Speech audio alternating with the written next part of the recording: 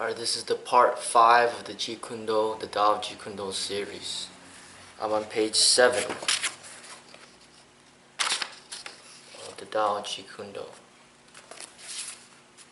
On Zen.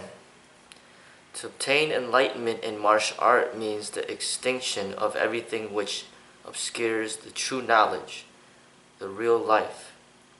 At the same time, it implies boundless expansion, and indeed, emphasis should not fall on the cultivation of the particular department which merges into the totality, but rather on the totality that enters and unites that particular department. The way to transcend karma lies in the proper use of the mind and the will. The oneness of all life is a truth that can be fully realized only when false notions of a separate self, whose destiny can be considered apart from the whole, are forever annihilated.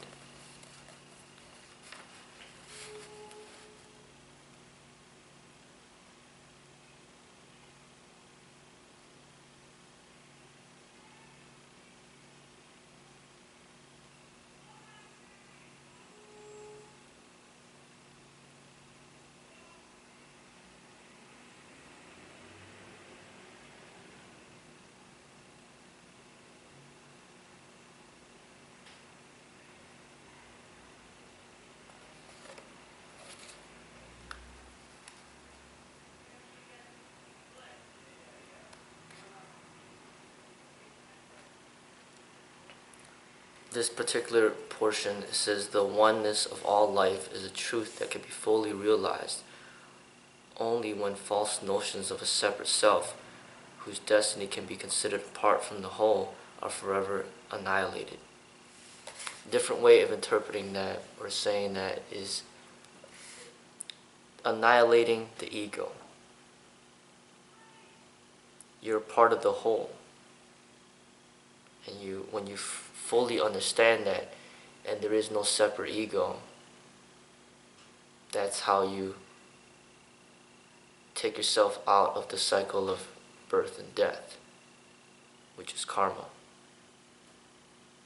So you transcend karma, transcend the cycles of birth and death by eliminating the ego and connecting with the whole, not viewing yourself as separate from anything, but you're merged together with everything.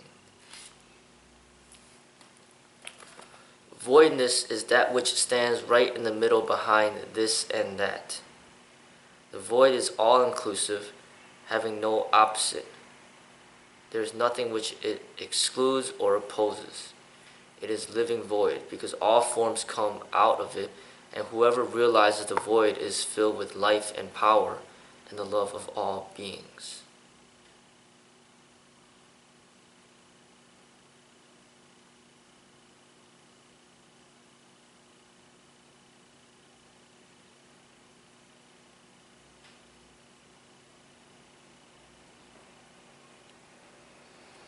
So that statement is saying you're not for or against. It's just everything is together, just like the yin yang, black and white, positive and negative. Everything's merged.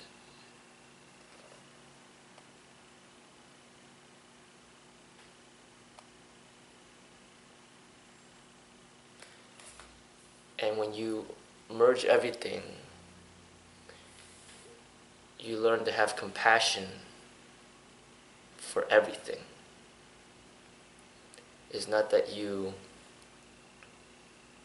separate and say that I love this and I hate that. You have love for all things because you're filled with compassion. Turn into a doll made of wood. It has no ego. It thinks nothing. It is not grasping or sticky. Let the body and limbs work themselves out in accordance with the discipline they have undergone.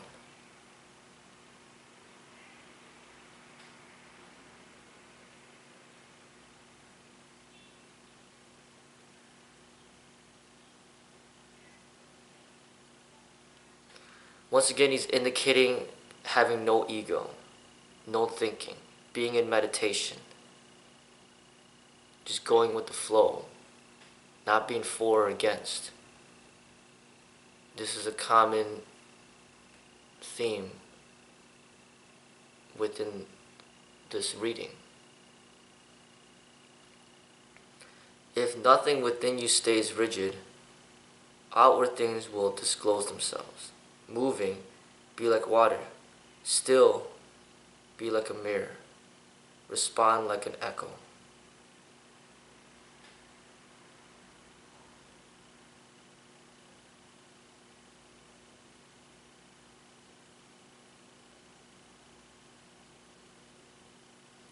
So if you're not rigid, you're fluid, then say when you're sparring, you're just,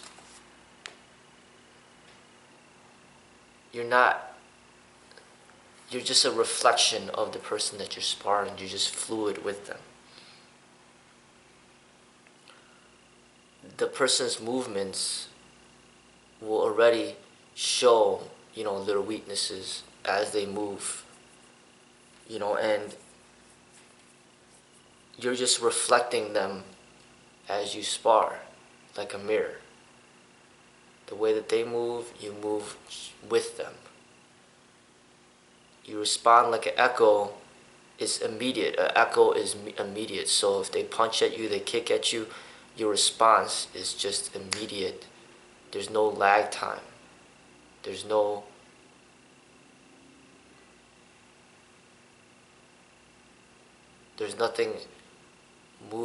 preventing your movement. Just like if you're looking at a mirror, the mirror is reflecting the exact movement in that moment, and that's what you're going to do when you're sparring. Is that person's moving, you're moving just with them. Every single technique that he's coming at you with, you're just in the moment, responding with no thought, almost as if you're not even there, but he is essentially fighting himself. He's fighting the mirror image of himself, and he's trying to chase after his own shadow, and he's never going to get hold of it because he's fighting against himself, and he'll never come to become victorious until he realizes that there's nothing to fight. Nothingness cannot be defined. The softest thing cannot be snapped.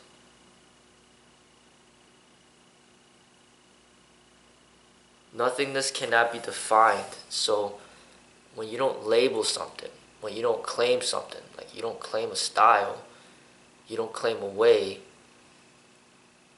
then nobody can put you in a category. Like if people ask you, what religion do you practice? And you say Buddhism, or you say Christianity, they already put you in a category.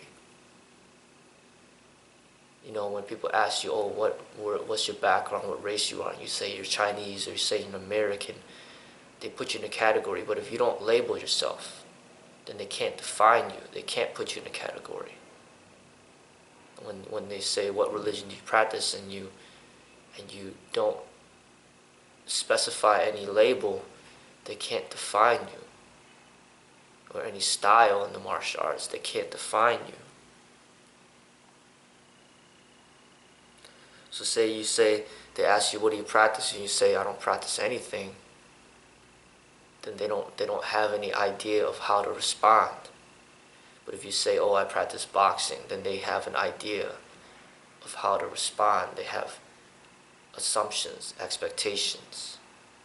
But you say nothing, they can't define you. The softest thing cannot be snapped. So he's indicating the beauty or the positivity of being soft. Most people that practice martial arts are very hard, and what they glorify is hardness. You always got martial artists that are showing or not martial artists, but people, fighters, always showing like how strong they are, how many boards they could break, how many bricks they could break, you know, how, you know, how many people they could beat up, how much damage they could take, how many punches they could take. Always showing, you know, breaking, you know, kicking down trees. Always trying to show how strong and hard they are. But Bruce Lee, is indicating some of the beauties of being soft. Like when you're soft, you can't be snapped. When you're hard, then that's how you could get broken. That's how you snap. Bones are hard, bones break. Something that's flexible, you know, and soft can't break, can't snap.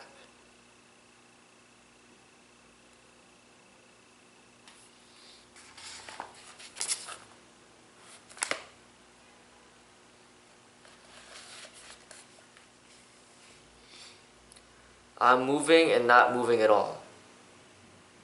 I'm like the moon underneath the waves that ever go on rolling and rocking. It is not I am doing this, but rather an inner realization that this is happening through me, or it is doing this for me. The consciousness of self is the greatest hindrance to the proper execution of all physical action. Once again, he's indicating the dissolution of this ego. He's indicating being in meditation. Taking the ego, putting the ego aside, putting the mind aside, not thinking that you're involved, but it's almost that like the universe is moving through you. You're just an instrument being used by the universe, and there is no separate you. Osho would say that people that have egos are like, they think they're like waves, but somebody who's in consciousness or somebody's in meditation, he's not just a wave, he's an entire ocean. So you're a part of the entire whole. You're not separate from the entire whole.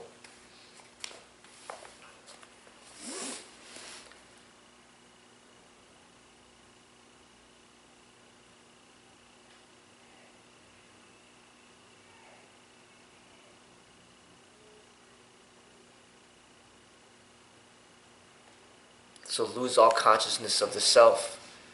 If there is no consciousness of the self, then there is no such thing as fear. There's no such thing as anger. There's no emotions. It's just, you're just in the moment, present, in meditation.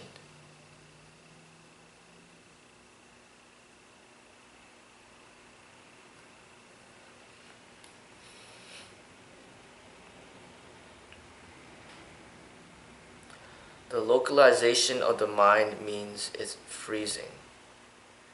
When it ceases to flow freely as it is needed, it is no more the mind in its suchness.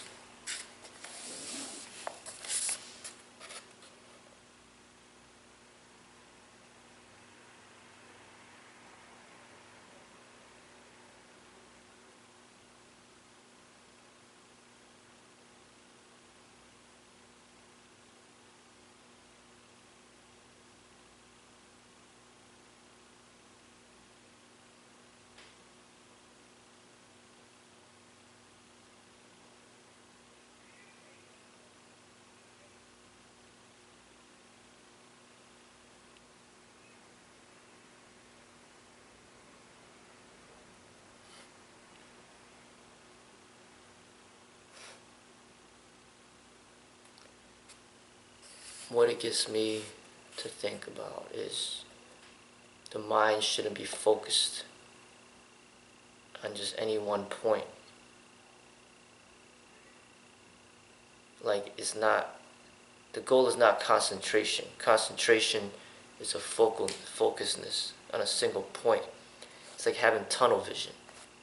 Like, you're seeing down a tunnel and you're missing everything else that's going around. You're just so focused on one point. And you're not utilizing the full capacity of the mind.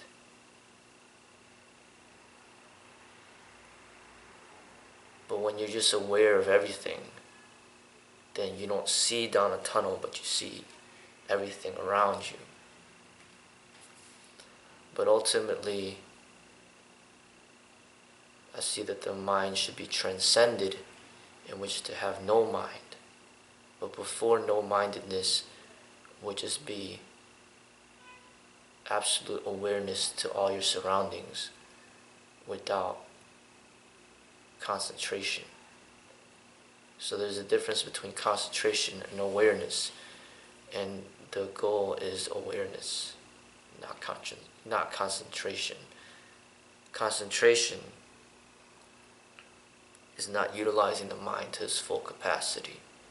Awareness is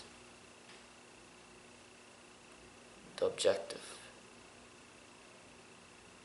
And then ultimately, no-mindedness is the absolute.